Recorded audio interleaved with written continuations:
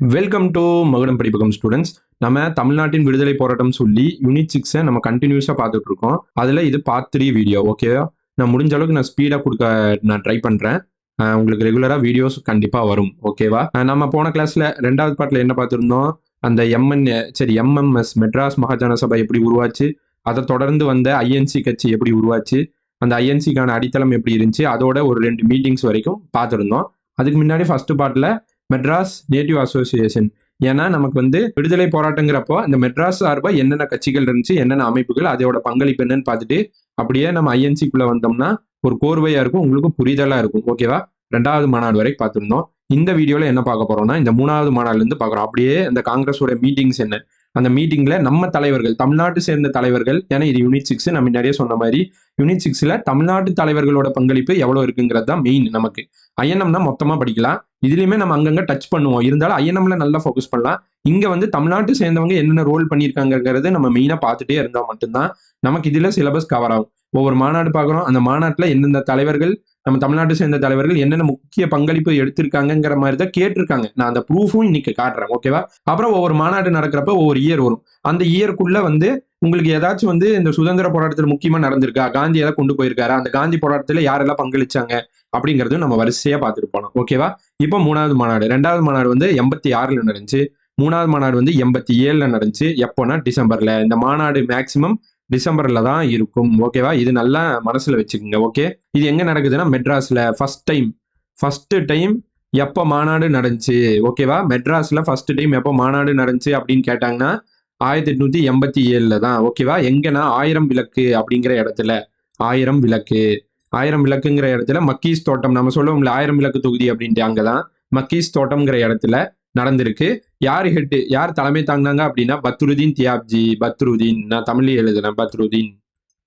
பத்ருதீன் தியாப்ஜி அப்படிங்கிறவர் தான் தலைமை தாங்கினாரு இந்த 3வது மாநாடுக்கு, 1000 விளக்கு மக்கீஸ் தோட்டம். ஓகே, நெக்ஸ்ட் இந்த மாநாட்டுடைய சிறப்பம்சம் என்ன? ஏன்னா இந்த ஆங்கிள் கொஸ்டின் கேட்டிருக்காங்க. இப்படிதான் வெங்கடேசன் புக்ல இருக்கு. நம்ம கவர் பண்றது வெங்கடேசன் புக்கு பிளஸ் உங்களுக்கு ஸ்கூல் புக் ரெண்டுமே நான் கம்பைல் பண்ணி உங்களுக்கு புரியுற மாதிரி தான் நான் எடுத்து கொடுத்துட்டு இருக்கேன். அதனால பாயிண்ட்ஸ் மேக்சிமம் மிஸ் ஆகாது. இது நான் நடத்துறத பார்த்துட்டு நீங்க போய் வெங்கடேசன் அவங்களுடைய புக்கு தற்கால தமிழ்நாட்டு வரலாறு எடுத்து படிச்சு பாத்தீங்கன்னா அப்படியே இருக்கும். No points missed. ஓகேவா? நான் கேரண்டி கொடுப்பேன். ஓகே, இந்த மாநாட்டுடைய சிறப்பம்சம் என்ன? முதல்ல ஓப்பன் ஹால்ல நடந்தது. இப்போ 1885ல ஆரம்பிச்சாங்க. 85ல ஒரு மீட்டிங், 86ல ஒரு மீட்டிங், இப்போ 87 3வது மீட்டிங் வந்துட்டோம். இந்த 2 மீட்டிங்லயுமே ஒரு ரூம் மாதிரி, ஒரு க்ளோஸ்டு ரூம் மாதிரி தான் நடந்துட்டு இருந்துச்சு. இப்போ ஃபர்ஸ்ட் டைம் ஓப்பன் ஹால்ல நடந்திருக்கு. அதுவும் ஃபர்ஸ்ட் டைம் ஓப்பன் ஹால்ல சென்னையில நடந்திருக்கு. அதுதான் நமக்கான பாயிண்ட். முதல்ல ஓப்பன் ஹால்ல சென்னையில ஃபர்ஸ்ட் நடந்திருக்கு. ஓகேவா? இது ஃபர்ஸ்ட் பாயிண்ட். 2வது செலவு, இந்த மாநாட்டுக்கான செலவு ஆச்சு இல்ல, அந்த செலவோட பெரும்பகுதி மக்கள்கிட்ட இருந்தே வசூலிச்சிருக்காங்க. ஓகேவா? இதுவும் ரொம்ப முக்கியமான ஒரு பாயிண்ட். ஓகேவா? இந்த மாநாட்டுடைய வரவேற்பு குழு தலைவர் யாரு அப்படின்னா டி மாதவ ராவ். மாநாட்டுடைய வரவேற்பு குழு தலைவர் யாருன்னா மாதவ ராவ். இது ஏன் பார்க்கணும்ட்டு நான் சொல்றேன். ஓகேவா? சரி, அடுத்து இந்த மாநாட்டுடைய வரவேற்பு குழு செயலாளர், அவர் வரவேற்பு குழு தலைவர் டி மாதவ ராவ், வரவேற்பு குழு செயலாளர் விஜயராகவாச்சாரி. சரி, இந்த விஜயராகவாச்சாரி பத்தி வெங்கடேசன் அவங்களுடைய புக்ல ஒரு 2-3 பாயிண்ட் கொடுத்துருக்காங்க. அதையும் நம்ம பார்த்துடலாம். ஏன்னா நம்ம இந்த பேசிஸ்ல நம்ம படிச்சா மட்டும்தான் ஒண்ணுமே நம்ம மிஸ் பண்ணாம படிக்க முடியும். அப்பதான் நீங்க 20க்கு 20 யூனிட் 6ல நீங்க ஸ்கோர் பண்ற மாதிரி பியூரா நீங்க படிச்சு போய் எழுத முடியும். ஓகே, விஜயராகவாச்சாரி பத்தி ஒரு 2 பாயிண்ட். ஓகே, ஃபர்ஸ்ட் இந்து பத்திரிகையோட நிர்வாகியா இருந்திருக்காரு ஜி விஜயராகவாச்சாரி. அடுத்து தமிழ்ல காங்கிரஸ் வினாவிடைங்கிற புக் எழுதி இந்த மீட்டிங்ல வித்திருக்காரு. இந்த வித்த பணத்தை கூட இந்த மாநாட்டுக்கு செலவு பண்ணியிருக்கு. நான் சொன்னேன்ல, மாநாட்டுடைய பெரும்பங்கு மக்கள் இருந்தா வசூலிக்கப்பட்டுச்சுன்னு. இந்த மாதிரிதான் விஜயராகவாச்சாரி எழுதின புக் எதுன்னு கேட்கலாம். காங்கிரஸ் வினாவிடை. எந்த லாங்குவேஜில் எழுதினாரு? தமிழ்ல எழுதினாரு. யூனிட் 6னால இந்த தமிழ்நாடு சார்ந்து மெயினா பார்க்கணும். புரியுதா? தமிழ்ல எழுதினாரு. அது இந்த மீட்டிங்ல வித்து அதுல வந்த காசையும் மாநாட்டுக்கு செலவு பண்ணியிருக்காரு. அடுத்து ராவ் சாஹிப் மூக்கனாச்சாரி அப்படிங்கிறவர் தமிழ்ல பேசி பாராட்டு பெற்றிருக்காரு. இந்த மாநாட்டுல இந்த மெட்ராஸ்ல நடந்த மாநாட்டுல ராவ் சாஹிப் மூக்கனாச்சாரிங்கிறவரு தமிழ்ல பேசி எல்லாத்தையும் பாராட்டு பெற்றிருக்காரு. ஓகேவா? இது பிவைக்யூ. இப்போ டிஎன்பிஎஸ்சி ஏஇ எக்ஸாம் நடக்கும், கம்பைன் டெக்னிக்கல் சர்வீஸ் எக்ஸாம்னு சொல்லி டிஎன்பிஎஸ்சி ஏஇ 2025ல கேட்டிருக்காங்க. நான் இப்போ அதுக்கான ப்ரூஃப் காட்டுறேன். ஓகேவா? பாருங்க, இங்க பாருங்க. Name the person who delivered speech in Tamil firstly at the 3rd session, 3வது மாநாட்டில் in Indian national Congress held in Madras. Third session எப்போ 1887 தமிழ்ல யார் பேசினாங்கன்னு கேட்கறாங்க. இங்க தமிழ்ல படிச்சு பாருங்க. பின்வருவனவற்றுள் சென்னையில் நடைபெற்ற இந்திய தேசிய காங்கிரசின் 3வது கூட்டம் இப்பதான் பார்த்தோம் 1887. இதுல தமிழ்ல முதலாக பேசியவர் யார்? நான் இப்பதான் சொன்னேன், ராவ் சாஹிப் மூக்கனாச்சாரி. கேட்டிருக்காங்களா? இதனாலதான் நம்ம இந்த ஆங்கிள் படிக்கணும். ஏன் ஒரு மாநாட்டுக்குள்ள போய் அது யார் தலைவர் யார் செயலாளர்லாம் தேவையான்னு நினைச்சுக்காதீங்க. டெப்தா போய்கிட்டு இருக்காங்க. அதனால இப்படி நம்ம படிக்கிறது அவசியமா இருக்கு. ஓகே, சரி, ஓகே. இப்போ நம்ம இந்த கொஸ்டினை பார்த்துட்டோம். அடுத்து இந்த மாநாடு நடக்கிறப்ப சென்னையோட கவர்னரா யார் இருந்தாருன்னா கன்னிமாரா பிரபு. இந்த மாநாட்டுக்கு வந்த தலைவர்களுக்கெல்லாம் இவர் டிவி இருந்த மாதிரி எல்லாம் கொடுத்துருக்காங்கன்ட்டு நமக்கு காவன்டேஷன் புக்ல தெரிவிச்சிருக்காங்க. ஓகேவா? இப்போ நம்ம இது வரைக்கும் அந்த தேர்டு மாநாடு ஃபுல்லா பார்த்துட்டோம். ஒருக்கா நம்ம டக்குன்னு ரிவைஸ் பண்ணிட்டோம் அப்படின்னா நல்லா மைண்ட்ல ஸ்டோர் ஆயிடும். 1887 3வது மாநாடுல இருந்து பாக்குறோம். இந்த 3வது மாநாடுக்கான சிறப்பம்சமே மெட்ராஸ்ல நடந்துச்சு. மெட்ராஸ்ல நடந்த அந்த ஒவ்வொரு மாநாடையும் நம்ம நல்லா டெப்தா பார்த்து வச்சுக்கணும். அதுல யாராவது பேசியிருக்காங்களா, பங்களிச்சிருக்காங்களான்னு பாக்குறது அவசியம். நம்ம வெங்கடேசன் புக்கோட கண்ணோட்டத்திலையும் ஸ்கூல் புக்கோட கண்ணோட்டத்திலையும் பார்த்துட்டு வரோம். 3வது மாநாடு மெட்ராஸ்ல நடந்துச்சு. 1000 விளக்கு தொகுதிங்கிறத சொல்லுவோம், மக்கீஸ் தோட்டம்னு சொல்லுவோம், தமிழில் எழுதியிருக்கோம். ஓகேவா? யார் தலைமை தாங்கினாங்க அப்படின்னா பத்ருதீன் தியாப்ஜி. அடுத்து இந்த மாநாட்டுடைய சிறப்பம்சம் என்ன? முதல்ல ஓபன் ஹால்ல நடந்துச்சு. கடந்த 2 மீட்டிங் வந்து ஒரு க்ளோஸ்டு ரூம்ல நடந்ததை ஒட்டி இந்த மாநாடு வந்து ஒரு ஓபன் ஹால்ல நடந்திருக்கு. செலவோட பெரும்பகுதி வந்து மக்கள்கிட்ட இருந்து வசூலிச்சிருக்காங்க. ஏன் விஜயராகவாச்சாரி கூட அவரோட புக்கை வித்து அந்த அமௌண்ட் கூட மாநாட்டுக்கு செலவு பண்ணியிருக்காரு. ஓகேவா? மாநாட்டு வரவேற்பு குழு தலைவர் யாரு, செயலாளர் யார்? வரவேற்பு குழு தலைவர் டி மாதவராவ். அடுத்து வரவேற்பு குழு செயலாளர் யார் அப்படின்னா ஜி விஜயராகவாச்சாரி. இவங்களை பத்தி தான் 2 பாயிண்ட் பார்த்தோம். இந்து பத்திரிகையோட நிர்வாகியா இருந்திருக்காங்க. தமிழ் காங்கிரஸ் வினாவிடைங்கிற புக்கை வந்து எழுதி அந்த வந்து மாநாட்டு செலவு கொடுத்திருக்காங்க. ராவ் சாஹிப் மூக்கனாச்சாரிங்கிற ப்ரீவியஸ் இயர் கொஸ்டின் நான் காமிச்சிட்டேன். இவர் தமிழ்ல பேசி பாராட்டு வாங்கியிருக்காரு. இது ஒரு முக்கியமான பாயிண்ட். சென்னை கவர்னரா இருந்தது யார் அப்ப டைம்ல? கன்னிமாரா பிரபு.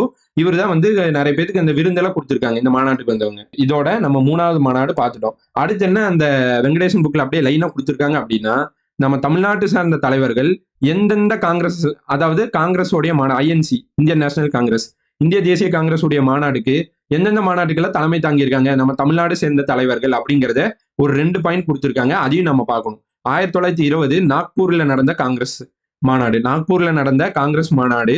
அதுக்கு யாரு தலைமை தாங்குறாங்கன்னா விஜயராகவாச்சாரி. இவர் தான் முதல் தமிழ்நாட்டு சேர்ந்த பெர்சன் ஒரு காங்கிரஸ் மாநாட்டுக்கு தலைமை தாங்கினது இவர் தான் ஃபர்ஸ்ட். ஓகேவா? விஜயராகவாச்சாரி. நாக்பூர் புக்ல வந்து கவுஹாத்தின்னு கொடுத்திருப்பாங்க வெங்கடேசன் புக்ல. அது வந்து தப்பு. நம்ம நாக்பூர் தான் வரும். ஸ்கூல் புக்ல நாக்பூர் தான் இருக்கு. நான் நெட்லயும் சர்ச் பண்ணி பார்த்துட்டேன். நாக்பூர் தான் வரும். ஓகேவா? அடுத்து வந்து 1926 கவுஹாத்தியில ஸ்ரீனிவாச ஐயங்கார். இவரும் தமிழ்நாட்டு சேர்ந்த தலைவர் தான். நம்ம யூனிட் 6ல மெயினா பார்க்கணும். ஐஎன்எம்னு பாக்குறப்ப நம்ம மொத்தமா பார்த்தா அது ஓகே தான். இங்க தமிழ்நாட்டு சேர்ந்தவங்களுக்கு முக்கியத்துவம் கொடுக்கணும். 20 நாக்பூர் விஜயராகவாச்சாரி, 26 கவுஹாத்தி ஸ்ரீனிவாச ஐயங்கார். இந்த 2 பாயிண்ட்டையும் நல்லா ஞாபகம் வச்சுக்கோங்க. ஓகேவா? நான் அந்த புக் வரிசையில அப்படியே சொல்லிட்டு வரேன். ஸ்கூல் புக் பாயிண்ட்ஸும் மிஸ் பண்ணாம சொல்லிட்டு வரேன். நல்லா பாருங்க. ஓகேவா? அடுத்து எந்தெந்த காங்கிரஸ் மாநாட்டுக்கெல்லாம் நம்ம தமிழ்நாடு சேர்ந்த தலைவர்கள் தலைமை தாங்கினாங்கன்னு பார்த்தோம். அதே மாதிரி எந்தெந்த காங்கிரஸ் மாநாட்டுக்கெல்லாம் ஐஎன்சி மாநாட்டுக்கெல்லாம் நம்ம எந்தெந்த ஐஎன்சி மாநாடெல்லாம் நம்ம தமிழ்நாட்டுல நடந்துச்சு, அதாவது தமிழ்நாடுனா சென்னையில நடந்துச்சுங்கிறதையும் பார்த்துடணும். அப்பதான் நம்ம ஒரு ஃபுல்ஃபில்லா இருக்கும். இதெல்லாம் முடிச்சுட்டு நம்ம கரெக்டா இந்த காந்தி நடந்த போராட்டத்துல நம்ம தலைவர்கள் எங்கெங்கெல்லாம் பங்கேற்றிருக்காங்கன்னு பார்த்துட்டே போனோம்னா ஃபுல்லா கவர் ஆயிரும். ஓகேவா? 1887 இப்பதான் நம்ம பார்த்தோம் பத்ருதீன் தியாப்ஜி அப்படின்னு பார்த்தோம். இது ஓகேவா? 94 ஆல்ஃபிரட் வெப். எங்க இந்த இயர்ல நடந்தது எல்லாமே உங்களுக்கு தமிழ்நாட்டுல சென்னையில நடந்ததுதான். அந்த சென்னையில நடந்த மாநாட்டுல யார் தலைமை தாங்கினாங்க அதையும் பார்த்துக்கணும். ஏன்னா தமிழ்நாடு சார்ந்தது முக்கியம். 94 ஆல்ஃபிரட் வெப்ங்கிறவர் தலைமை தாங்குறாரு. சென்னையில நடக்குது.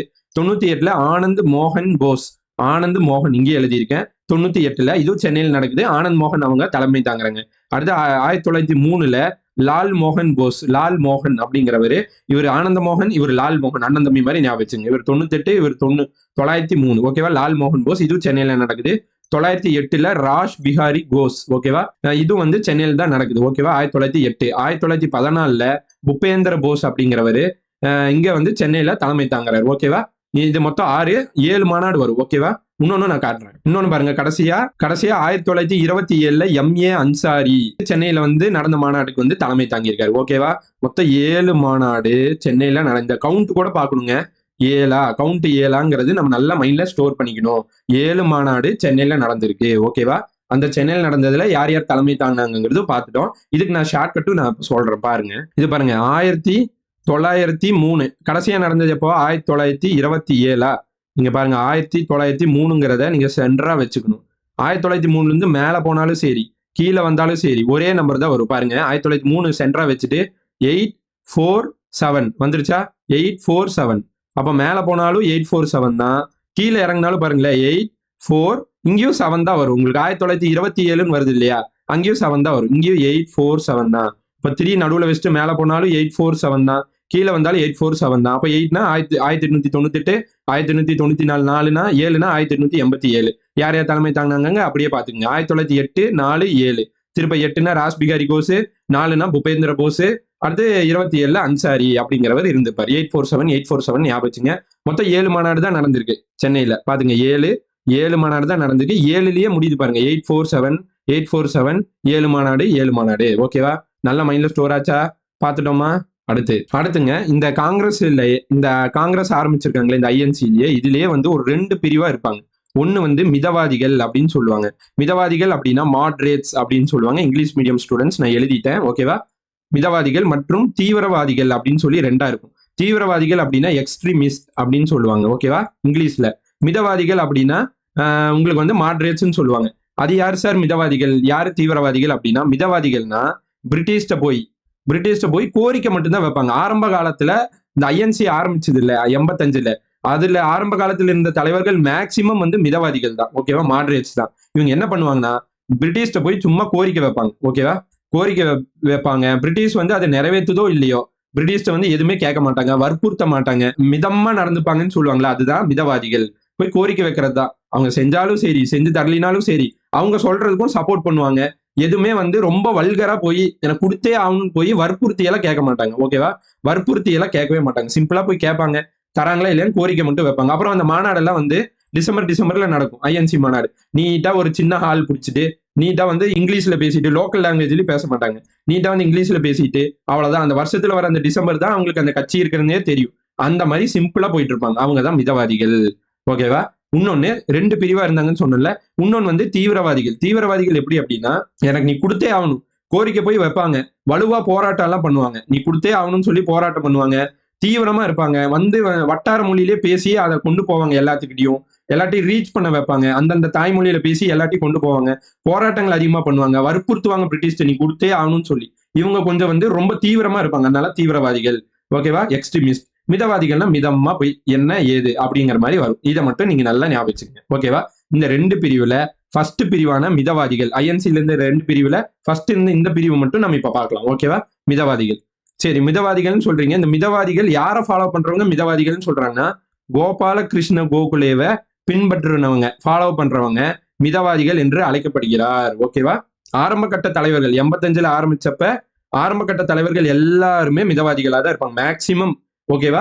அதுக்கப்புறம் எப்படி பிரிஞ்சுதுங்கிறதெல்லாம் நான் சொல்றேன். ஓகேவா? ஃபர்ஸ்ட் மிதவாதிகள்ங்கிற பிரிவை பார்க்கலாம், அடுத்து நம்ம தீவிரவாதிகள் பார்ப்போம். கோபாலகிருஷ்ண கோகுலேவை ஃபாலோ பண்றவங்க தான் மிதவாதிகள். இந்த பாயிண்ட் நல்லா தெரிஞ்சுக்கணும். அடுத்து கோபாலகிருஷ்ண கோகுலேவோட ரைட் ஹேண்ட், வலக்கையா செயல்படுறவர் அப்படின்னு சொல்லி நமக்கு வெங்கடேசன் புக்ல கொடுத்திருக்காங்க.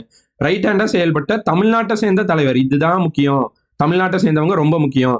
ரைட் ஹேண்டா தமிழ்நாட்டை சேர்ந்த தலைவர் யார் அப்படின்னா சீனிவாச சாஸ்திரி. ஓகேவா? கோகுலே தான் வந்து மிதவாதிகள். சரி, யார் மிதவாதிகள் என்று குறிப்பிடுகிறாருன்னா கோபாலகிருஷ்ண கோகுலேவை ஃபாலோ பண்றவங்க. அந்த கோபாலகிருஷ்ண கோகுலேக்கே ஒரு ரைட் ஹேண்டா இருந்தவங்க யாருன்னா நம்ம ஸ்ரீனிவாச சாஸ்திரி, தமிழ்நாட்டை சேர்ந்தவங்க. ஓகேவா? அப்புறம் இந்த ஸ்ரீனிவாச சாஸ்திரி என்னன்னு சொல்றாங்கன்னா, வெங்கடேசன் புக்ல என்ன மென்ஷன் பண்ணியிருக்காங்கன்னா, மிதவாதிகளுக்கு எல்லாம் மிதவாதி அப்படின்னு சொல்லி சொல்றாங்க. ஓகேவா? ஸ்ரீனிவாச சாஸ்திரி என்ன சொல்றாங்க, ரைட் ஹேண்டா இருக்காருல்ல, அவரை மிதவாதிகளுக்கெல்லாம் மிதவாதி அப்படிங்கிறாங்க. ரொம்ப முக்கியம், நல்லா நோட் பண்ணிக்கோங்க. ஓகேவா? தமிழ்நாட்டை சேர்ந்த தலைவர், மிதவாதிகளும் மிதவாதியா இருந்திருக்காரு. ஓகேவா? மாட்ரேட்ஸ்க்கெல்லாம் மாட்ரேட்ஸ். ஓகே, சரி. தமிழ்நாட்டுல யார் மாட்ரேட்ஸா இருந்த எந்தெந்த தலைவர்கள்லாம் மிதவாதிகள் போய் கோரிக்கை மட்டும் வைக்கிறவங்க யார் இந்த மிதவாதிகள் லிஸ்ட்ல வருவாங்க, அந்த பேரும் படிச்சுக்கணும். இதுல எது இல்ல, யார் மிதவாதிகளா இல்ல, ஆட் ஒன் அவுட்னு கூட கேட்கலாம். அதனால நல்லா படிச்சுக்கணும். இதுல புக்லயும் இருக்கு நமக்கு பாயிண்ட், வெங்கடேசன் புக்லயும் இருக்கு. 10th புக்ல தமிழ்நாட்டு விடுதலை போராட்டம் போய் எடுத்து பாத்தீங்கன்னா இந்த பாயிண்ட் இருக்கும். ஓகேவா? யார் அந்த 7 பேர் 6 பேர் இருக்கும், பாத்துக்கலாம். முதல் ஸ்ரீனிவாச சாஸ்திரி, மிதவாதிகள்லாம் மிதவாதி. கோபாலகிருஷ்ண கோகுலேக்கு ரைட் ஹேண்டு, நல்லா தெரியும். ஓகேவா? PS சிவகாமின்னு கொடுத்திருக்காங்க நமக்கு. சிவசாமி இல்ல, சிவகாமி ஐயர் அப்படின்னு கொடுத்திருக்காங்க. சிவகாமி ஐயர். ஓகே, நல்லா பாத்துங்க, சிவகாமி ஐயர். அடுத்து வி கிருஷ்ணசாமி, சிவசாமி கிருஷ்ணசாமி, நல்லா ஞாபகம் 2 சாமி போட்டு வருது. ஓகே, அடுத்து TR வெங்கடரமணார், மொத்தம் 4 பேர் ஆயிட்டாங்க. அடுத்து GA நடேசனார், TM மாதவராவ், 6வது ஆளு. எஸ் சுப்பிரமணியனார். மொத்தம் 7 பேர். ஓகேவா? 7 பேர் மிதவாதிகளா முக்கிய தலைவர்களா இருந்திருக்காங்க நம்ம தமிழ்நாட்டுல. ஓகே. ஜி.என். நடேசனார் யாருன்னு சொல்லி வெங்கடேசன் புக்ல குறிப்பிட்டிருக்காங்க அப்படின்னா, இந்தியன் ரிவ்யூவை நிறுவனவர். இந்தியன் ரிவ்யூங்கிற பத்திரிகையை நிறுவியவர். ஓகேவா? இந்தியன் ரிவ்யூ பத்திரிகையோட ஓனரே யாருன்னா ஜி.என். நடேசனார். ஓகேவா? மொத்தம் 7 பேர் இப்ப பார்த்துட்டோமா? அடுத்து அந்த 7 பேத்துல இந்த சிவகாமி ஐயரும் கிருஷ்ணசாமி ஐயரும் சென்னை கவர்னருடைய ஆட்சி குழுல, கவர்னர் கீழே எக்ஸிகியூட்டிவ் கவுன்சில் இருக்குங்க. கவர்னர் ஜெனரலும் அவர் கீழே எக்ஸிகியூட்டிவ் கவுன்சில் இருக்கும். ஓகேவா? மொத்தம் 4 பேர் இருப்பாங்க. ஆட்சி குழுன்னு சொல்லுவாங்க. ஓகேவா? அதுல 1914க்கு முன்னாடி இடம்பெற்றிருக்காங்கன்னு சொல்லி நமக்கு வெங்கடேசன் புக்ல கொடுத்திருக்காங்க. இவங்க 2 பேர் வந்து ஆட்சி குழுலயே இருந்திருக்காங்க, வேலை செஞ்சிருக்காங்கிறாங்க. சரி, ஆரம்பக்கட்ட இந்த மிதவாதிகள், இந்த தலைவர்கள் வந்து மேக்சிமம் வந்து லா படிச்சவங்களா தான் இருக்காங்க. ஏன்னா லா படிச்சவங்களுக்கு தான் நிறைய தெரியும். அந்த கண்ணோட்டத்துல பார்த்தா நமக்கு இது வந்து ஒரு வேலிட் பாயிண்ட் தான். ஓகே. அடுத்து இந்த தமிழ்நாட்டை சேர்ந்த மிதவாதிகள் மாட்ரேட்ஸ் வந்து அரசாங்க ஆதரவாளர்கள் அப்படின்னு சொல்றாங்க. ஓகேவா? அரசாங்கத்துடைய ஆதரவாளர்கள், அதாவது அரசாங்கம்னா பிரிட்டிஷ் இங்க குறிப்பிடுறாங்க. ஓகே. பிரிட்டிஷோட சப்போர்ட்டர்ஸ் அப்படிங்கிறாங்க. நான் இங்கிலீஷ்லயும் சொல்லிட்டேன். ஓகே. ஏன் பிரிட்டிஷோட சப்போர்ட்டர்ஸ் இருக்கு, நான் இப்போ ஒரு டெமோவை நானே சொல்றேன் பாருங்க. அதுல அப்படியே பின்னாடி கொடுத்துருக்காங்க ஏன் சப்போர்ட்டர்ஸ் சொல்லி. 1917 ஆகஸ்ட் 20 மான்டெகு அறிக்கைன்னு வருங்க. இது ஒரு அறிக்கை கொடுப்பாங்க. 1919 செயல்பாடுக்கு வரும். நம்ம பாலிட்டியில கூட படிச்சிருப்போம். ஓகேவா? மான்டெகு செம்ஸ்போர்டு சீர்திருத்தம் அப்படிமோ. சுருக்கமா 1917 அந்த அறிக்கையை கொண்டு வராங்க. ஃபர்ஸ்ட் அறிக்கை கொடுக்குறாங்க, அப்புறம் 1919 செயல்பாடுக்கு வருது. ஓகேவா? இந்த 1917 இந்த மான்டெகு அறிக்கையை இந்த தமிழ்நாட்டை சேர்ந்த மிதவாதிகள் வந்து சப்போர்ட் பண்றாங்க. நான் சொன்னேன்ல, இவங்க வந்து பிரிட்டிஷுக்கு சப்போர்ட் பண்ணுவாங்க. பிரிட்டிஷ் என்ன சொன்னாலும் சரின்றுவாங்க. வெறும் கோரிக்கைகள் தான் வைப்பாங்க. இவங்க வந்து பிரிட்டிஷோட ஆதரவாளர்கள் ஏன் சொல்றாங்கன்னு புரியுதா? பிரிட்டிஷ் ஒரு அறிக்கை விடுறாங்க, அதை போய் இவங்க வந்து சப்போர்ட் பண்றாங்க. ஓகே, இது கரெக்டா தானே இருக்கு அப்படின்னு சொல்லி இந்த மாட்ரேட்ஸ் வந்து சப்போர்ட் பண்றாங்க மான்டெகு அறிக்கை. அப்படி என்ன அந்த மான்டெகு அறிக்கையில இருந்துச்சு, அதையும் நான் வந்து ஒரு ஓவரால் கிளான்ஸா சொல்றேன். ஃபுல்லா நம்ம வந்து பாலிட்டியில தான் படிப்போம். இப்போ நான் ஒரு ஓவரால் கிளான்ஸ் சொல்லிடுறேன். அதாவது அந்த மான்டெகு அறிக்கையில் இப்போதைக்கு அந்த மான்டெகு அறிக்கையை ஞாபகம் வச்சுங்க. அதுல எதை சப்போர்ட் பண்ணாங்க அவங்க மிதவாதிகள் அப்படின்னு பார்க்கலாம். மொத்தம் சப்போர்ட் பண்ணிட்டாங்க. அதுல எது டுவெல் ரூல், இரட்டை ஆட்சின்னு சொல்லி ஒரு விஷயத்த அந்த 1917 சட்டத்தில் எழுதி அறிக்கை கொடுத்து 19 நடைமுறைக்கு வரும். டுவெல் ரூல், இரட்டை, ரெண்டா இருக்கு பாருங்க. 19 ரெண்டா இருக்கா? இரட்டை ஆட்சி முறை எந்த சட்டத்துல கொண்டு வந்தாங்க பிரிட்டிஷ் அப்படின்னா 1919 தான். இந்த இரட்டை ஆட்சியை வந்து ஏத்துக்கிட்டாங்க. அப்படி இந்த இரட்டை ஆட்சியில என்னத்தை ஏத்துக்கிட்டாங்க, ஏன் ஓகே சொல்லியிருக்காங்க நீங்களே பாருங்க. இதுல ரெண்டா பிரிக்கிறாங்க. இரட்டை ஆட்சினா இதுதான், ரெண்டா பிரிக்கிறாங்க. அதான் இரட்டை ஆட்சி. ஒதுக்கப்பட்ட துறை, மாற்றப்பட்ட துறை. ஒதுக்கப்பட்ட துறைனா ரிசர்வ்டு சப்ஜெக்ட், மாற்றப்பட்ட துறைனா டிரான்ஸ்ஃபர்டு சப்ஜெக்ட். ஓகேவா? இந்த மாதிரி 2 இருக்குங்க. ஓகேவா? இதுல ரிசர்வ்டு சப்ஜெக்ட்னு சொல்லி ஒரு சில விஷயம் இருக்கும். ஓகேவா? அந்த பவர்ஸை வந்து பிரிச்சிடறாங்க. ஓகேவா? இப்ப தமிழ்நாட்டுல வந்து நிதி இருக்கு, ரெவன்யூ இருக்கு, லா அண்ட் ஆர்டர் இருக்கு, அப்புறம் வந்து நமக்கு எஜுகேஷன் இருக்கு, அக்ரி இருக்கு, இந்த மாதிரி நிறைய இருக்குல்ல. இதுல வந்து 2 பிரிச்சறாங்க. தமிழ்நாட்டுல வர அந்த அதிகாரமே வந்து 2 பிரிச்சு, ஒன்னு டைரக்டா கவர்னர் கையில இருக்கிற மாதிரி, இன்னொன்னு வந்து கவர்னரு அவங்களுக்கு கீழே அந்த சட்டமன்றம் இருக்குல்ல. இப்ப நம்ம பாக்குறோம்ல, நம்ம கவர்னர் இருக்காங்க ஆர்.என். ரவி. அப்படி ஞாபகம் வச்சுங்க. ஆர்.என். ரவி அவங்க இருக்காங்க கவர்னரா. லெஜிஸ்லேச்சர்ல நம்ம வந்து நம்ம சிஎம் சார் இருக்காங்க. ஓகேவா? நம்ம ஸ்டாலின் சார் இருக்காங்க.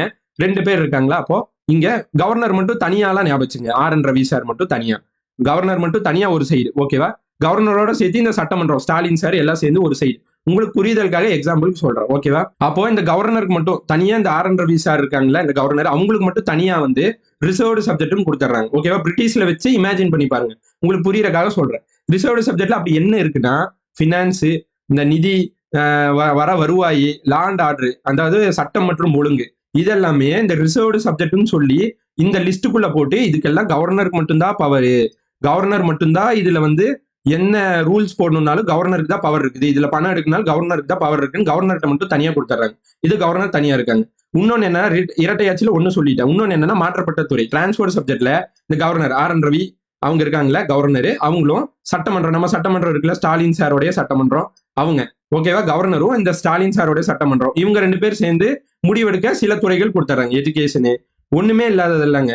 மெயினான அந்த காசு வர விஷயம், சட்ட ஒழுங்கெல்லாம் அவங்க கையில வச்சுக்கிறாங்க. ஏன்னா சட்ட ஒழுங்கு நம்மகிட்ட இருந்துச்சுன்னா நம்ம ஏதாவது போர் தொடுத்துருவோம், நம்ம ஏதாவது பண்ணிடுவோம்னு சொல்லி மெயினானது காசு வரதெல்லாம் அவங்க வச்சுட்டு எஜுகேஷனு, அக்ரி, இந்த மாதிரி விஷயங்கள்லாம் நம்ம கிட்ட கொடுத்துட்டாங்க.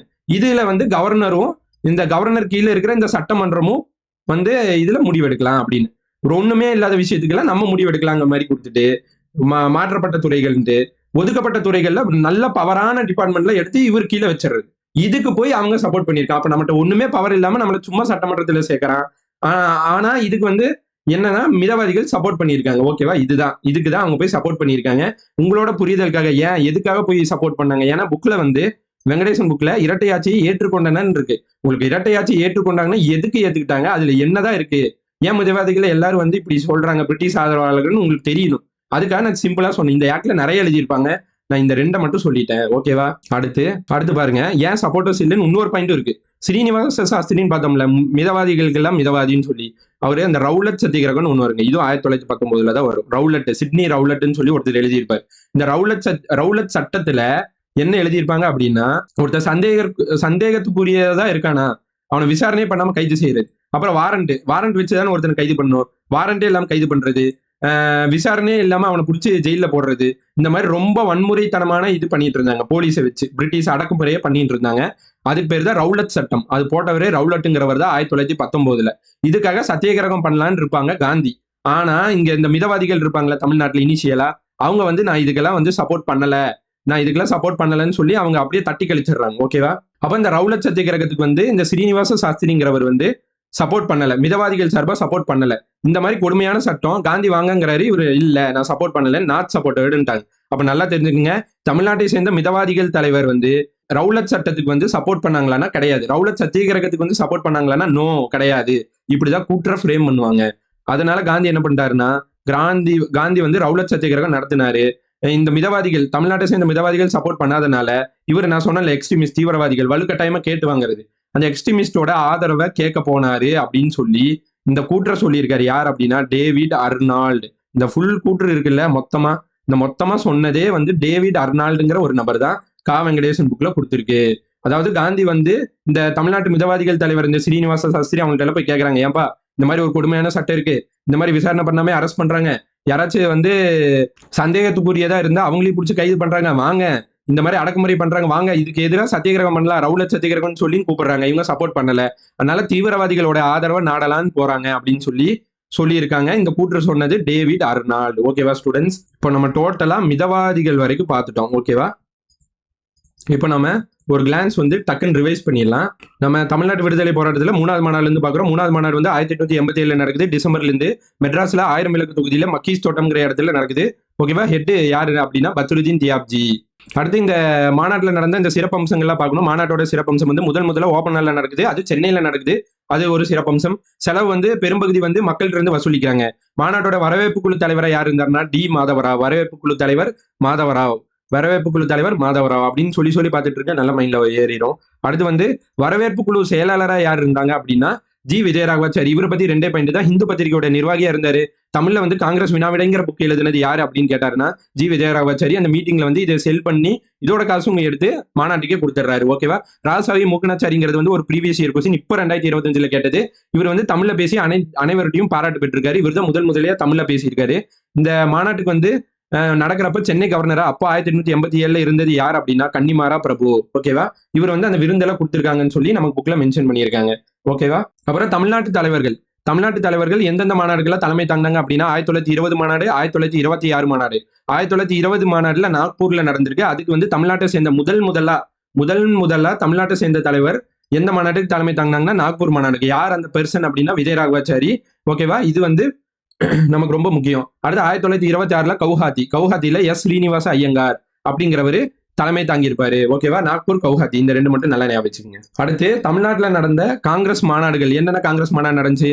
87, 94, 98, 903, 908, 914, 927, 1927. இது கூட நான் ஷார்ட்கட் சொன்ன 3 சென்டரா வச்சுக்கோங்க. கீழே வந்தாலும் 847 தான், மேல போனாலும் 847 தான். இப்ப 87 பத்ருதீன் தியாப்ஜி, 94 ஆல்ஃபிரட் வெப்புங்கிறவரு, அடுத்து 98 ஆனந்த் மோகன் போஸ் அப்படிங்கிறவரு, 1903 லால் மோகன் போஸ், அடுத்து 1908 ராஷ் பிஹாரி கோஸ். ஓகேவா? அவர் தலைமை தாங்கினார். அடுத்து 1914 புப்பேந்திர போஸ் அப்படிங்கிறவர் தலைமை தாங்கியிருக்காரு. இது எல்லாமே சென்னையில நடந்தது. யார் தலைமை தாங்கினாங்கிறது 1927 நம்ம பார்த்த மாதிரி MA அன்சாரி அப்படிங்கிறவர் தலைமை தாங்கியிருக்காரு. அடுத்து ஒரு சின்ன அனௌன்ஸ்மெண்ட்டுங்க, நம்ம பேட்ச் கொண்டு போயிட்டு இருக்கோம்ல, அதை பத்தி மட்டும் ஒரு ஓவர்வியூ நான் சொல்லிடுறேன். ஆஃபர் போயிட்டு இருக்கு, பொங்கல் வரைக்கும் ஆஃபர் இருக்கு. ஸ்டூடெண்ட்ஸ், நம்ம தமிழுக்கு வந்து ஸ்பெஷலா ஒரு பேட்ச் கொண்டு போயிட்டு இருக்கோம், சங்க தமிழ் பேட்ச்னு சொல்லி. அவுட் சோர்ஸ் பேட்ச் 13 மனப்பாட பகுதிகளை பேஸ் பண்ணி, மனப்பாடம் நீங்க எங்கெல்லாம் பண்றீங்களோ, எங்கெல்லாம் ஸ்ட்ரகிள் ஆகுறீங்களோ அந்த இடத்த ஃபோக்கஸ் பண்ணி நம்ம ஸ்பெஷலைஸ்டா எடுத்து கொடுக்குறோம். அதாவது கலை சொல்லா இருக்கட்டும், சொற்பொருளா இருக்கட்டும், கலை சொல்லே வந்து கிட்டத்தட்ட 15 கொஸ்டின் வருது. இப்போ 2025 அனலைஸ் பண்ணி சொல்றேன். சொற்பொருள் ஒரு 15 வருது. நான் அனலைஸ் வீடியோமே தனியா போட்டிருக்கேன். நம்ம பிளேலிஸ்ட் போய் பார்த்தீங்கன்னா அனலைஸ்னு தனியா இருக்கும். அவுட் சோர்ஸ் தமிழ் அனலைசிஸ்ன்னு சொல்லி அதுல இது எல்லாமே போட்டிருக்கேன். இது ஒரு 15 வருது. இதுவே கிட்டத்தட்ட 30 கொஸ்டின் வருது. நம்ம மனப்பாட பகுதி வந்து இப்போ ஒரு 40ல இருந்து 45 கொஸ்டின் கவர் ஆகிற மாதிரி இந்த பேட்ச் சூப்பரா போயிட்டு இருக்கு. ஃபர்ஸ்ட் மந்த் வந்து சட்டம். இப்போ நம்ம 22ஆம் தேதி ஆரம்பிச்சு இப்போ சட்டமே நம்ம கவர் பண்ண போறோம். ஸ்பீடா போயிட்டு இருக்கு. படிக்கிற மாதிரியே தெரியாது. அந்த அளவுக்கு நான் வந்து இமேஜ் பிளஸ் ஷார்ட்கட் வச்சு ரொம்ப எளிமையா நீங்க படிக்க படிக்க மைண்ட்ல ஸ்டோர் ஆயிடும். ஒரு வீடியோ வந்து 15 to 20 மினிட்ஸ்க்குள்ள உங்களுக்கு வர மாதிரி வச்சு எளிமையா நீங்க காதுல கேட்டா போதும். கலை சொல்ல பெருசா இருக்குன்னு நிறைய பேர் கவலைப்படுவீங்க. ரொம்ப என்னால படிக்க முடியாது, இவ்வளவு படிக்கிறதா அப்படின்னு நினைப்பீங்க. ஆனா இந்த கலை சொல்ல நீங்க காதுல மட்டும் கேட்டுட்டு பிடிஎஃப் பார்த்துட்டே இருங்க, இமேஜ் பார்த்துட்டே இருங்க, நல்ல மைண்ட்ல ஸ்டோர் பண்ணுவேன். அதுக்கு நான் கேரண்டி. ஓகேவா? சொற்பொருள் அப்படிதான். நம்ம தமிழ் அகர முதலிங்கிற அந்த சோர்ஸ் புக் வச்சு அது ஒரு அகராதி புக், டிக்ஷனரி, அது ஃபுல்லாமே நம்ம கம்ப்ளீட் பண்றோம். இதே மாதிரி மயங்கொலி, பேச்சு வழக்கு, எழுத்து வழக்கு எல்லாமே சோர்ஸ் புக்கு. அந்த 13 மனப்பாட பகுதிக்கு வந்து சோர்ஸ் புக்கு பிளஸ் இந்த 13 மனப்பாட பகுதியில் வர ஸ்கூல் புக்கு நம்ம கவர் பண்றோம். இது போக 2003 புக்கு, 2013 புக்கு, 2019 புக்கு, 2025 இப்போ ஏதாச்சும் அப்டேட் பண்ணியிருக்காங்கன்னு பார்த்து இந்த 4 எடிஷன்லையும் இருக்கிற மொழிதிறன் பயிற்சி. ஏன்னா மொழிதிறன் பயிற்சியில நிறைய கோடிட்ட இடம், யூனிக்கான பழமொழிகள், யூனிக்கான பேச்சு வழக்கு, எழுத்து வழக்கு எல்லாமே வரும். எல்லாமே இதையும் நம்ம கவர் பண்ண போறோம். ஓகேவா? இது போக பாத்தீங்கன்னா உங்களுக்கு வாரம் டெஸ்ட் இருக்கும். 3 வீக்லி டெஸ்ட் வரும். 3 வாரம் 3 வீக்லி டெஸ்ட் வரும். கடைசி 4வது வாரம் வந்து ஒரு மந்த்லி டெஸ்ட் வரும். ஒவ்வொன்றுக்கும் எக்ஸ்பிளனேஷன் கொடுத்து ஆப்ஷன் எலிமினேஷன் மெத்தட் கொண்டு நம்ம வந்து நீட்டா சொல்லி கொடுக்குறோம். இதே மாதிரி தான் இந்த ஒரு 2 வாரம் முடிஞ்சு இப்போ 3வது வாரம் நம்ம டச் ஆக போறோம். இப்போ சண்டே வந்து 3 வாரம் ஆச்சு. இந்த மாதிரி இதே மாதிரி நம்ம 2 வாரம் நம்ம சக்சஸ்ஃபுல்லா கம்ப்ளீட் பண்ணியிருக்கோம். பேட்ச் வேணுங்கிறவங்க டக்குன்னு ஜாயின் பண்ணிக்கங்க. சூப்பரா போயிட்டு இருக்கு. சட்டை நான் முடிக்க போறேன். ஓகேவா? இதே மாதிரி ஒவ்வொரு மாசம் ஒவ்வொரு சப்ஜெக்ட் வரும். ஒவ்வொரு கலை சொல் சப்ஜெக்ட் வரும். சொற்பொருள் அப்படியே பாட்டா போயிட்டே இருக்கும். குறில் நெடில் வேறுபாடு, மருவு, பழமொழி 400 எல்லாமே சோர்ஸ் புக், ஸ்கூல் புக் ரெண்டுமே தான். அயர் சொல்லு, பழமொழி 400, மரபு தமிழ்னு சொல்லி திணை மரபு, ஒளி மரபு, வினை மரபு எல்லாமே கவர் ஆகிற மாதிரி நம்ம கொண்டு போறோம். இதே மாதிரி மந்த்லி வந்து 4 டெஸ்ட், 3 வீக்லி டெஸ்ட், ஒரு ஃபுல் டெஸ்ட் தமிழே ஃபோக்கஸ் பண்ணி நீங்க தமிழ் 85-90 எடுக்கிற அளவுக்கு அதுல இந்த ஒரு பங்களிப்பு கண்டிப்பா இருக்கும். ஒரு 40-45 மார்க்ஸ் இதே மாதிரி வந்துடும். ஓகேவா? இது போக பாத்தீங்கன்னா உங்களுக்கு வந்து இந்த ரிவிஷன் டெஸ்ட் குரூப் 2க்கு, குரூப் 4க்கு வந்து 3 ரிவிஷன் டெஸ்ட் மொத்த சிலபஸுமே வந்துடும். ஓகேவா? நான் என்னென்ன சோர்ஸ் புக் நான் ரெஃபர் பண்ணியிருக்கேன்னு சொல்லி அதையும் நான் கீழே போட்டிருக்கேன். அந்த சோர்ஸ் புக்கு நீங்க படிச்சு பாத்துக்கங்க. ஓகே? பேமெண்ட் டீடைல்ஸ் என்ன அப்படின்னா, பேமெண்ட் வந்து ஃபுல்லா ஆப் தான். நீங்க வந்து இந்த மகுடம் படிப்பகம் ஆப் வந்து இந்த ஆப் லிங்க் இங்க கொடுத்துருக்கேன். பிடிஎஃப் கீழே வைக்கிறேன். டிஸ்கிரிப்ஷன்லயும் இந்த ஆப் லிங்க் கொடுக்குறேன். இந்த ஆப் நீங்க கிளிக் பண்ணி டவுன்லோட் பண்ணிட்டீங்கன்னா உள்ள போனீங்கன்னா சங்கத்தமிழ் பேட்ச் அப்படின்னு சொல்லி இருக்கும். இங்க வந்து ஃபீஸ் வந்து உங்களுக்கு வந்து 600 அப்படின்னு சொல்லி காட்டும். இதை கிளிக் பண்ணி நீங்க ஜாயின் பண்ணிக்கலாம். பே பண்ணி நீங்க டைரக்டா ஜாயின் ஆயிருவீங்க. ஆஃபர் வந்து நம்ம நியூ இயர் வரைக்கும் கொடுத்துருந்தோம். அடுத்து வந்து நம்ம பொங்கல் வரைக்கும் அப்படியே எக்ஸ்டெண்ட் பண்றோம். அதாவது இப்போ இன்னைக்கு 8ஆம் தேதியிலிருந்து உங்களுக்கு 18ஆம் தேதி வரைக்கும் ஆஃபர் அப்படியே இருக்கும். 10 நாள் ஆஃபர் இருக்கும். நிறைய பேர் ரெக்வஸ்ட் பண்ணியிருந்தீங்க எங்களுக்கு அமௌண்ட் ரெடி பண்ணி நாங்கள் கட்டணும்னு சொல்லி. அதனால நான் வந்து 8லேருந்து 18 வரைக்கும் 10 நாள் எக்ஸ்டெண்ட் பண்ணியிருக்கேன். குயிக்கா ஜாயின் பண்ணிக்கிங்க. இந்த ஒரு 18-20ஆம் தேதி வரப்போ உங்களுக்கு மேக்ஸிமம் ஃபர்ஸ்ட் ஸ்கெடியூலே கம்ப்ளீட் ஆயிரும். குயிக்கா நீங்க படிச்சுட்டு வந்துடலாம். கம்ப்ளீட் ஆயிடுச்சுன்னு நினைச்சு பயப்படாதீங்க. நீங்க எடுத்த உடனே நீங்க ஸ்பீடா படிச்சிடலாம். ஓகேவா? வேற ஏதாவது டவுட்ஸ் இருந்தா இந்த கான்டாக்ட் நம்பர் இருக்கு, வாட்ஸ்அப் பண்ணுங்க. ஏதாவது டவுட் இருந்தா நான் கிளாரிஃபை பண்றேன். உள்ளே ஆப்புக்குள்ளே பே பண்ணிக்கலாம். 600 கிளிக் பண்ணீங்கன்னா ஜிபேவா ஃபோன்பேவான்னு கேட்கும். டைரக்டா பே பண்ணி ஜாயின் பண்ணிக்கலாம். நான் வந்து டெமோ கிளாஸஸும் வந்து கீழே வச்சிருக்கேன். நம்ம நடத்தின கலைசொல் பிளேலிஸ்டா இருக்கட்டும், சொற்பொருள் பிளேலிஸ்டா இருக்கட்டும், இது ரெண்டுமே நான் டெமோ கிளாஸஸும் கீழே வச்சிருக்கேன். டிஸ்கிரிப்ஷன்லயும் வைக்கிறேன். இந்த பிடிஎஃப் நான் டிஸ்கிரிப்ஷன்ல வைக்கிறேன். பாத்துக்கீங்க. ஓகேவா? தேங்க்யூ.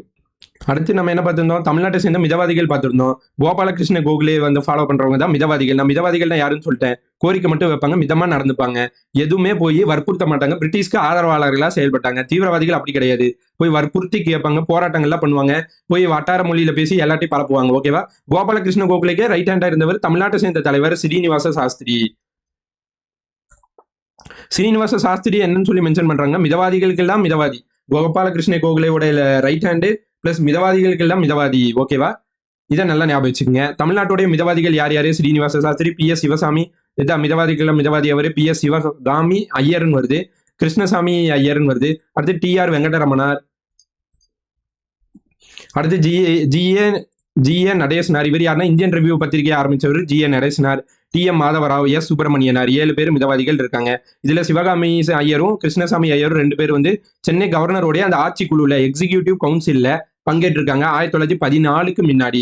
இந்த மிதவாதிகள்ல மேக்சிமம் யாரா இருந்திருக்காங்க? ஆரம்ப கட்ட தலைவர்கள் எல்லாருமே லாயரா இருந்திருக்காங்க. ஓகேவா? அடுத்து தமிழ்நாட்டுடைய மிதவாதிகள் என்னன்னு சொல்லுவாங்க? பிரிட்டிஷோட சப்போர்ட்டர்ஸ், அரசாங்கத்தோட ஆதரவாளர்கள். இதுக்கு ஒரு சட்டமே இருக்கு. 1917 ஆகஸ்ட் 20 மாண்டேகு அறிக்கை எப்போன்னு கேட்பாங்க. 1917 ஆகஸ்ட் 20 மாண்டேகு அறிக்கை வந்து கொடுக்குறாங்க. நடைமுறைக்கு வந்து 1919. இந்த அறிக்கையில என்ன? இந்த அறிக்கையை வந்து தமிழ்நாட்டை சேர்ந்த மிதவாதிகள் சப்போர்ட் பண்ணியிருக்காங்க. நல்லா பாத்துங்க. பிரிட்டிஷோட ஒரு அறிக்கையை மிதவாதிகள் சப்போர்ட் பண்ணியிருக்காங்க. இப்படி கூட கூட்டு கேட்கலாம். நம்ம என்னடா பிரிட்டிஷ்க்கு அப்புறம் போய் சப்போர்ட் பண்ணுவோம்னு நினைச்சு விட்டுறக்கூடாது. நல்லா பாத்துக்கோங்க. அடுத்து இதுல அப்படி என்னதான் சப்போர்ட் பண்ணாங்கன்னா இரட்டை ஆட்சியை ஏத்துக்கிட்டாங்க. இதுல சொன்ன இந்த 1917 மாண்டேகு இது வரும், 19ல நடைமுறைக்கு வரும். ஓகேவா? 19 இரட்டையா இருக்குது அப்படின்னு கூட சொன்னேன். இந்த இதுல வரத இரட்டை ஆட்சிங்கிற அந்த ஒரு இதை ஏத்துக்கிறாங்க. அது அப்படி என்ன இருக்கு அந்த இரட்டை ஆட்சியில அப்படின்னா, ஒதுக்கப்பட்ட துறை, மாற்றப்பட்ட துறைன்னு சொல்லி 2 இருக்கு. Reserved subject, transferred subject. Reserved சப்ஜெக்ட்னா அதுல கவர்னருக்கு மட்டும்தான் பவர் இருக்கு. அந்த ரிசர்வ்டு சப்ஜெக்ட்ல என்னென்ன எழுதியிருக்காங்க, என்னென்ன துறைகள் இருக்குன்னா, முக்கியமானது நிதி சார்ந்த துறை, வருவாய் சார்ந்த துறை, லா அண்ட் ஆர்டர், சட்ட ஒழுங்கு, இந்த மாதிரி மெயினான விஷயம், நல்ல பவர்ஃபுல்லான அந்த உள்துறை சார்ந்த அந்த விஷயம் எல்லாம் வரும்ல, இந்த மெயினான விஷயங்கள்லாம் இவங்க எடுத்துக்கிறாங்க, ஹேண்டில் பண்ணிக்கிறாங்க. ஓகேவா? இதுல கவர்னர் மட்டும்தான் பவர் இருக்கு. கீழே அதுக்குள்ள சட்டமன்றத்துல வராங்களா அந்த ஆளுங்களுக்கு பவர் கிடையாது. அந்த இப்படி பிரிச்சிடறாங்க. டிரான்ஸ்போர்ட் சப்ஜெக்ட் இன்னொரு பிரிவா பிரிச்சு கவர்னர், இதுல வேணா கவர்னர், அது கீழே வர அந்த சட்டமன்றம் 2 பேரும் சேர்ந்து டிஸ்கஸ் பண்ணி இதுல பவர் 2 பேத்துக்குமே இருக்கு. இதுல அக்ரி, எஜுகேஷன் வைக்கிறாங்க. இந்த மாதிரி டம்மியான இருக்கிற அந்த டிபார்ட்மெண்ட்லாம் சட்டமன்றத்துல நம்ம ஆளுங்க இருப்பாங்களே, தமிழ் ஆளுங்க, அவங்கள்ட்ட கொடுத்துட்றாங்க. அதுல கவர்னரும் இவங்களும் முடிவு எடுப்பாங்க அப்படிங்கிற மாதிரி கொடுத்துறாங்க. இதை போய் ஆதரிச்சிருக்காங்க தமிழ்நாட்டை சேர்ந்த மிதவாதிகள். நல்லா பாத்துக்குங்க. ஓகேவா? ஸ்ரீனிவாச சாஸ்திரி வந்து இதுக்கப்புறம் 1919 ரவுலட் ஆக்ட்னு ஒண்ணு வரும். இந்த ரவுலட் ஆக்ட்ல பாத்தீங்க அப்படின்னா என்னன்னு சொல்லுவாரு அப்படி, இந்த ரவுலட் ஆக்ட் கொண்டு வந்தது சிட்னி ரவுலட்டுங்கிற ஒரு ஆளு. இதுல என்னன்னா வந்து சந்தேகத்துக்கு இடமா இருந்தா அவங்க கூட்டிட்டு போய் தண்டனை கொடுக்கறது, வாரண்டே இல்லாம கைது பண்றது, வாரண்டே இல்லாம கொண்டு போய் சிறையில் அடைக்கிறது, இந்த மாதிரி வன்முறை எல்லாம் நடந்துச்சு. அப்போ காந்தி வந்து கேட்கிறாரு, வாங்க இந்த மாதிரி மிதவாதிகள்கிட்ட கேட்கிறாரு, வாங்க இந்த மாதிரி நம்ம போய் சத்தியாகிரகம் பண்ணலாம், ரவுலட் ஆக்டுக்கு எதிராக ரவுலட் சத்தியாகிரகம் பண்ணலாம்னு சொல்றாங்க. ஆனா சீனிவாச சாஸ்திரி வந்து சப்போர்ட் பண்ணல. ஓகேவா? அதனால வந்து இவர் தீவிரவாதிகள்கிட்ட போய் அணுகிறதா இருந்துச்சு காந்தி அப்படின்னு சொல்றாரு. யாரு? David Arnold. ஓகேவா ஸ்டூடெண்ட்ஸ்? இப்போ வந்து நம்ம மிதவாதிகள் வரைக்கும் பார்த்துட்டோம். இந்த ரவுலட் சத்தியாகிரகம் எப்ப நடந்துச்சு, எங்க நடந்துச்சு, என்ன இயர், அதெல்லாம் பார்க்கலாம். இந்த ரவுலட் சத்தியாகிரகத்துல யார் யாரெல்லாம் தமிழ்நாட்டை சேர்ந்தவங்க பங்களிச்சாங்கிறத பார்க்கலாம். நம்ம வெங்கடேசன் புக் வரிசையில் அப்படியே வந்துட்டே இருக்கும். எல்லாமே உங்களுக்கு தரவா கவர் ஆகும். இப்போ மிதவாதிகள் வரைக்கும் நம்ம பார்த்துட்டோம். ஓகேவா? அடுத்து நம்ம தீவிரவாதிகளுக்கு வர்றதுக்கான காரணம் என்ன, அது சார்ந்த தீவிரவாதிகள் தலைவர்கள் யாரு அப்படிங்கறத அப்படியே நம்ம லைனா அடுத்த கிளாஸ்ல பார்க்கலாம். நான் முடிஞ்ச அளவுக்கு நான் ஸ்பீடா கொடுக்க ட்ரை பண்றேன். ஓகேவா? Thank you students.